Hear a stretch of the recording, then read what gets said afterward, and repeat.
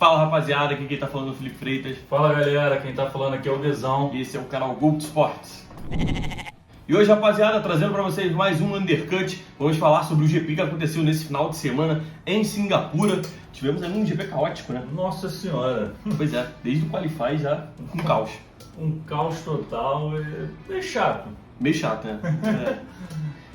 Mas ali é RBR em final de semana de Ferrari Exatamente. não comprometendo tanto, enfim. Puxou o gancho que eu queria. Pois é, mas antes da gente falar do que aconteceu, vocês entenderem aí por que a RBR teve um final de semana de Ferrari, quero pedir para você deixar o seu like no vídeo, comentar, se inscrever e compartilhar.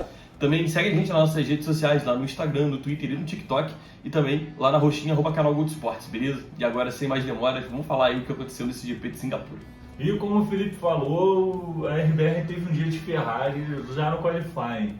O Max Verstappen estava lá tentando botar sua volta rápida. Ele já não vinha tendo momentos gloriosos no final de semana, ele vinha tendo dificuldades.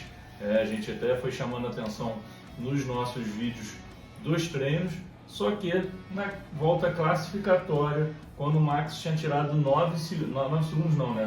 0,9 segundos, né? Quase um segundo do Leclerc, a RBR chamou a volta, box, o Max esbravejou igual maluco, até que depois da explicação, eles erraram no cálculo do combustível e para não ter uma pane seca e uma punição da FIA, eles chamaram o Max de volta. O Max ficou na 8ª colocação e assim fomos para a corrida. Pois é. E a gente achou que seria uma corrida de recuperação do Max, mas ao mesmo tempo a gente tinha ali um Pérez na pole position. Não, pole position não, estava em segundo, eu que confundi aqui. Tinha um Pérez na segunda colocação, um Leclerc na pole, e ali eles já tinham uma chance de pelo menos incomodar o Leclerc nessa largada. Sabe por que você falou que o Pérez estava largando na pole? Porque quando o Leclerc larga na pole, o outro ganha. Exatamente. Por isso que tu deve ter se confundido. O Leclerc largando na pole ficou uma expectativa, mas isso é verdade. Quando ele larga na pole, ele vai perder. Sim.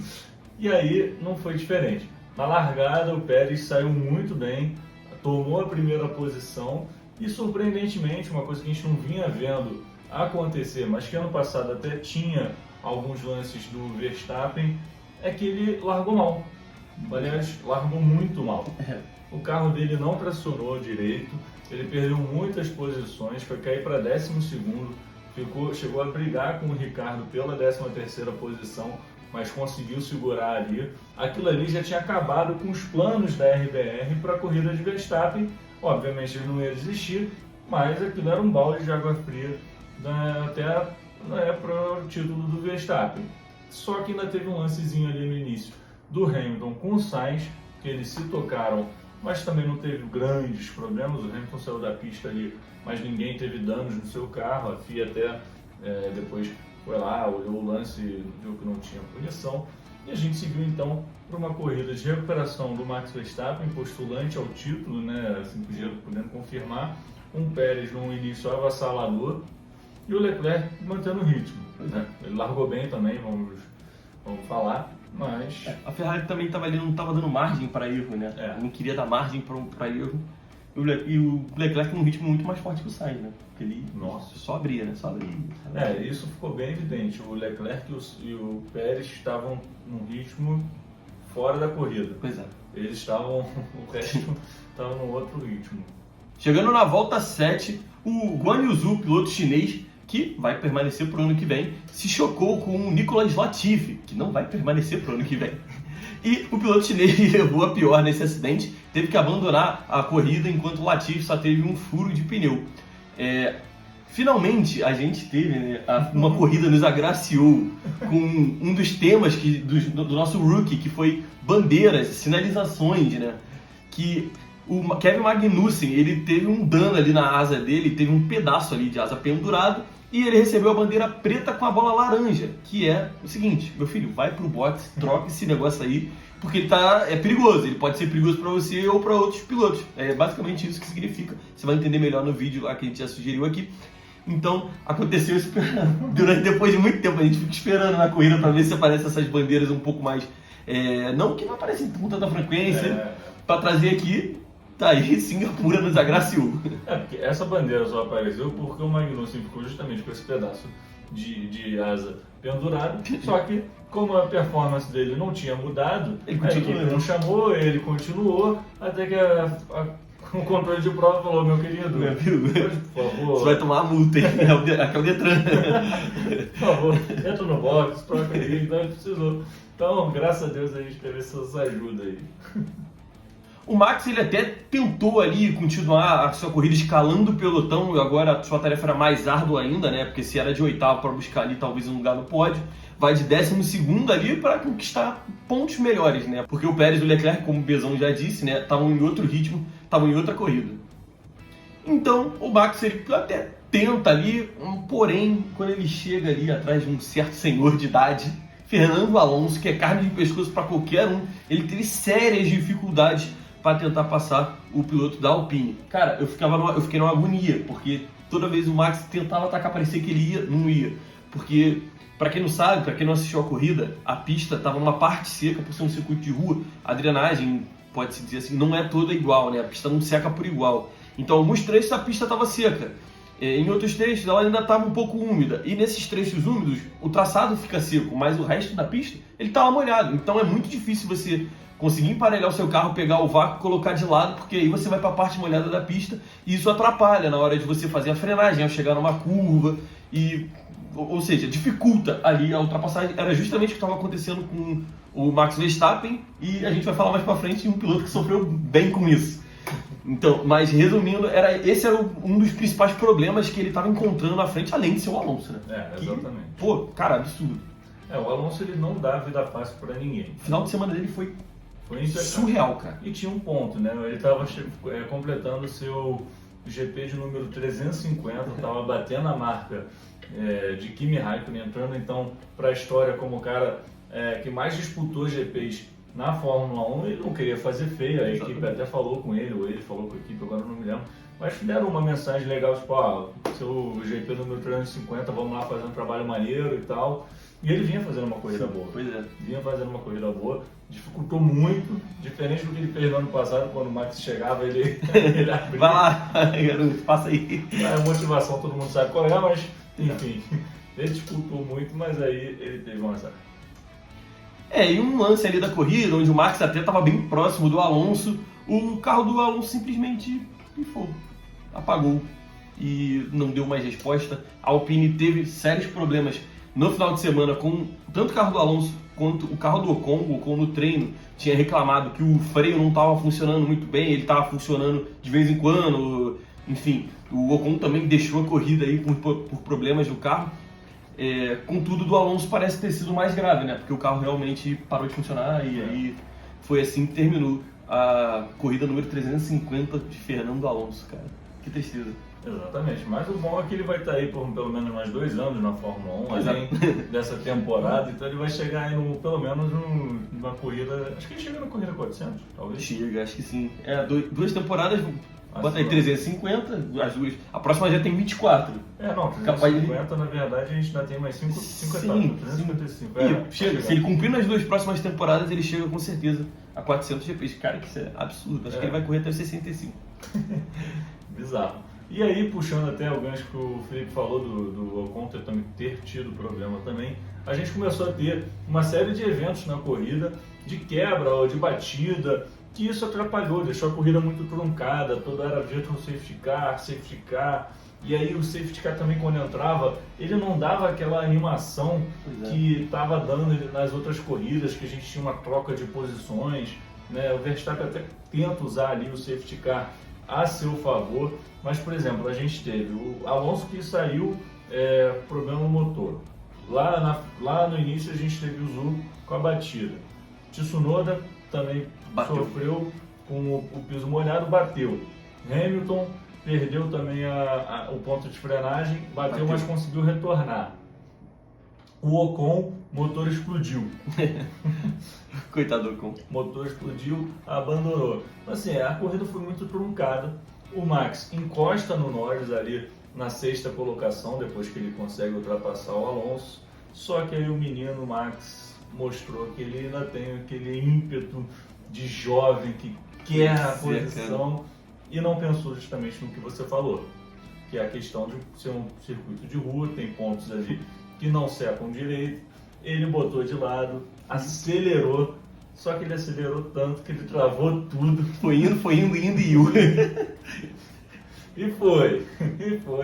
Deu sorte que não bateu, Sim. né? Foi num ponto ali que tinha uma área de escape, ele até aí mostrou sua habilidade, porque na hora que saiu já deu cavalo de pau, já voltou para a pista, só que aí o pneu dele tinha ido para as cucuias. E teve que parar. Teve que parar, né?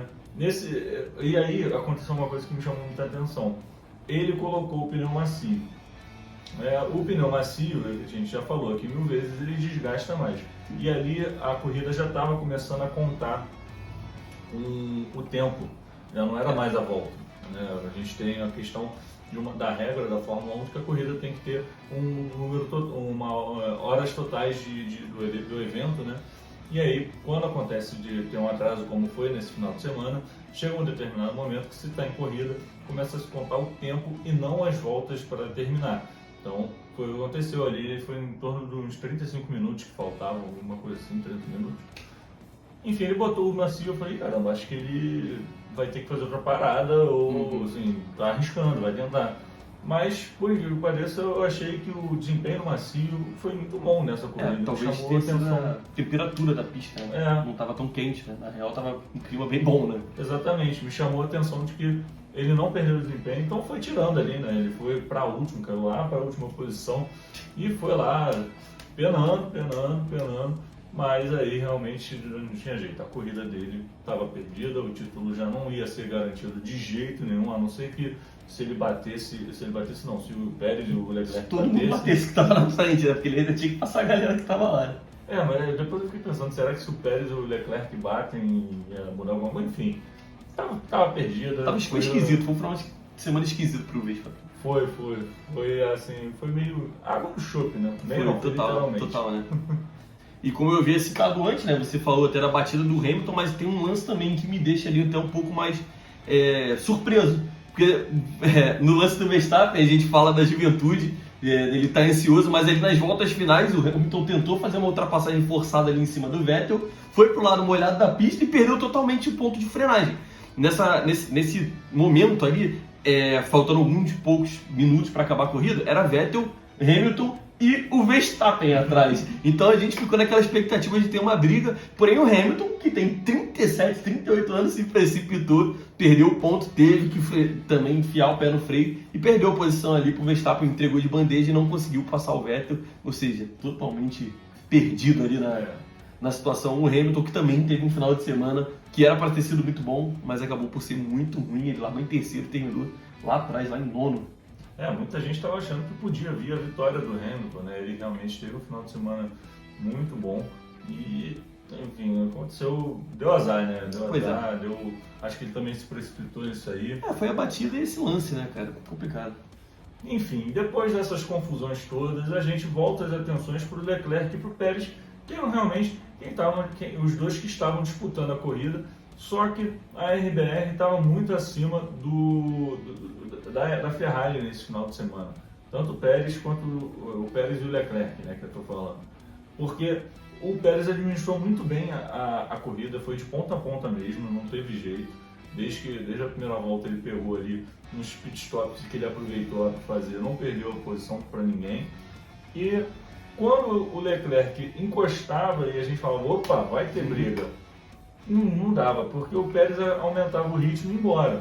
Tanto é que no final da corrida, já terminando as 4, 5 voltas, né, agora em questão de minutos que a gente está falando, né, o Pérez começou a dar pé, porque ele ia tomar a punição de 5 segundos, a equipe falou, acelera aí. Bizarro essa punição, por sinal. Ele tomou punição porque não respeitou, eu acho, o negócio do safety car. Então, ele achou que o safety car estava indo muito devagar na reta, ele emparelhou com o safety car e fez assim, tipo, acelera, vai, e aí não pode, né, cara, você tem que ficar atrás do safety car, você não pode cortar o safety car. E aí, geralmente os pilotos fazem é falar no rádio, porque a direção de prova escuta todos os rádios dos pilotos, então eles usam até quando eles reclamam do outro piloto ou da organização, né, assim, de alguma coisa que eles não concordam, eles usam rádios de propósito que é para expor a situação para a direção de prova logo. Então, assim, ninguém entendeu isso mesmo. Mas a verdade foi que o Pérez acelerou, terminou 7 segundos do Leclerc. E aí ficou uma tensão, né? Porque ficou Pérez, Leclerc e Sainz, né, no pódio. Só que o Pérez foi investigado por 2 lances, esse aí e um outro tem uma outra regra que no safety car você não pode dar uma distância de mais de 10 carros para o oponente, né? Você tem que respeitar essa distância. Acho que quando ele foi mandar o safety car acelerar, ele deu mais de 10 carros. E aí a FIA ficou lá julgando até alta madrugada se o Pérez ia tomar punição ou não, porque aí esses 7 segundos iam virar punição de 10 e aí sim o Leclerc ia tomar a primeira posição. Mas não aconteceu, a FIA deu 5 segundos de punição e uma advertência em relação à outra e o resultado ficou. Mas eu gostaria de chamar a atenção para 2 pilotos que um está sempre nas cabeças, está sempre sendo comentado, o outro também, mas por um lado ruim, que foram os pilotos da McLaren. Pois é. Fizeram uma ótima corrida, sim. Conseguiram ter um bom ritmo. O Ricardo fez uma corrida de recuperação, o Norris já fez uma corrida do que ele vem fazendo mesmo, se classificando bem e mantendo a sua posição. Mas o Ricardo aproveitou ali os incidentes da corrida, aproveitou os pitstops que ele pôde fazer com os safety car, etc. Terminou na 5ª colocação, o Norris terminou em 4º, com um desempenho bem tranquilo da McLaren, né? Sim, verdade. E pontos importantes porque a McLaren passa a Alpine, né, no campeonato de construtores. Outro destaque desse final de semana foi a própria Aston Martin, que terminou em 6º e em 8º com os pilotos. Então, somando ali pontos também, que são importantes ali na tabela de construtores, né? Que eles passam ali a Alfa Romeo. Então, um trabalho muito bem feito pelo Vettel e pelo Stroll, que passaram despercebidos, né? Mas estavam lá, né? O Vettel, por sinal, segurou durante muito tempo o Verstappen ali também. E até no final pode ter sido... Até a última volta. Pois é. Então, mandou muito bem. E o Stroll também não se envolveu nos acidentes e tal. Fez uma coisa bem limpa. E agora é a hora de escolher o piloto do dia. Pesão, quem foi o cara nesse final de semana? Eu tava pensando aí quem que eu ia colocar, né? Acho que nesse caso eu quis colocar 2 pilotos, porque essa corrida foi muito conturbada. O Pérez, porque assumiu a ponta ali na primeira volta, logo na largada, e não saiu, fez uma corrida boa, tranquila, como a gente já falou. Na hora que pressionaram ele acelerou, não teve erro, não perdeu o ponto de frenagem, não fez nada. Ele foi o cara certo, assim, ele mandou bem. E o Ricardo, que fez uma corrida de recuperação, ele se classificou muito mal, foi péssimo, foi bem decepcionante assistir a classificação do Ricardo, por sinal, porque ele ficou no Q1, assim, né? É uma coisa que é muito difícil de explicar. Todo mundo do mundo da Fórmula 1, ninguém tem esse desempenho do Ricardo, a gente muito menos. Mas enfim, ele se classificou muito mal, mas terminou uma corrida bem, sem cometer erros, enfim. E eu vou te perguntar quem é o seu piloto do dia, e também já vou puxar alguns para o piloto mais epim do dia. Bem, o piloto do dia é realmente isso. O gabarito, só deixa um destaque aqui pro Stroll também, né? A gente tem que reconhecer quando vai bem, né? E com o carro que ele tem, ele foi muito bem. Então, deixo meu destaque aí pro Stroll. Meu piloto mais epim do dia, cara, sem dúvida, pra mim foi o George Russell. Foi extremamente decepcionante. Ele não correu bem, além de não correr bem, ele cometeu alguns erros. E foi dito na transmissão, né, ali pelo Sérgio Maurício, pelo pessoal, o George Russell tem um sério problema de reconhecer que ele erra, né? Tipo, ele sempre tenta transferir a culpa para outro piloto, enfim. Então, final de semana aí que talvez sirva de reflexão pro George. Concordo, também coloco o George Russell. Eu achei até que teve um momento ali, a gente estava conversando, eu perguntei para ele snowbou que ele falou, teve um rádio que ele fala assim, o Mick Schumacher está defendendo a posição como se fosse o campeonato dele. Aí ele botou uma expressão ali que eu não soube traduzir, assim, cry key, eu não entendi muito bem se ele estava esnobando o Mick Schumacher nesse ponto. Tipo assim, pô, nada a ver. Ele estava, ano passado ele estava na Williams brigando por essa posição. Fazendo isso. Então, que palhaçada é essa? Por isso que eu também fiquei bem decepcionado com o desempenho do Russell, porque eu achei que ele foi, eu não sei se eu estou interpretando errado, mas eu achei que nesse ponto ele foi muito esnobe. Tipo, peraí, cara, tu estava na Williams fazendo boas corridas, mas também brigando pelas últimas posições, que era o carro que você tinha. E agora que você está na Mercedes, fazendo um bom ano, você vai começar a esnobar quem está lá atrás? Nada a ver. Concordo com o pessoal, acho que ele não sabe reconhecer seus erros. É garoto, é jovem, tem muito para aprender ainda, vai amadurecer isso, com certeza, mas bobeou. Mas eu também queria fazer uma menção aí ao menino Vespa. Eu sei que no final de semana é difícil pro rapaz, ele tá diante de um bicampeonato e, tá ali iminente, né? Mas achei que ele bobeou ali na largada. Não acho que foi muito mais problema do carro, acho que foi mais dele. E ele teve essa afobação ali. Eu não acho que foi a afobação para ele definir o título, mas eu acho que foi a afobação dele estar numa corrida truncada, que ele ficou muito tempo atrás dos carros, ele não conseguia impor o ritmo. Esse negócio da pista estar molhada num canto e seca no outro, também acho que deixou todo mundo. Por isso que eu acho que também a gente teve muitos erros de piloto experiente ou inexperiente ir pro lado molhado da pista e perder seus carros, seu ponto de frenagem, perder o controle. Então acho que isso tudo juntou e aí realmente o Verstappen deu uma decepcionada. Então eu colocaria o Verstappen nesse ponto aí também. Bem justo. Agora a gente vai passar para vocês a classificação do Mundial de Pilotos. Os 10 primeiros, para falar a verdade. Em primeiro, Max Verstappen com 341 pontos. Em segundo, Charles Leclerc com 237. Em terceiro, Sérgio Pérez com 235. Em quarto, vem George Russell com 203 pontos. Em quinto, Carlos Sainz com 202 pontos. Em sexto, vem Lewis Hamilton com 170 pontos. E em sétimo, Lando Norris com 100 pontos. Em oitavo, Esteban Ocon com 66 pontos. Em nono, Alonso com 59 pontos. E em décimo, Valtteri Bottas com 46 pontos. E agora a gente vai falar a classificação das equipes. Em primeiro lugar está a Red Bull com 576 pontos, em segundo a Ferrari com 439 pontos, em terceiro a Mercedes com 373 pontos, em quarto a McLaren com 129 pontos, em quinto a Alpine com 125 pontos, a Alfa Romeo vem em sexto com 52 pontos, a Aston Martin em sétimo com 37 pontos, a Haas em oitavo com 34 pontos, em nono, AlphaTauri também com 34 pontos. E em último, em décimo, a Williams com 6 pontos. Então, rapaziada, por hoje é só. Espero que vocês tenham curtido o nosso vídeo. Não se esqueça, deixa o seu like aí, comenta, se inscreve, compartilha.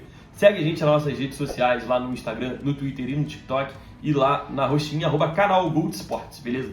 Tamo junto e até a próxima. Valeu, galera. Abraço.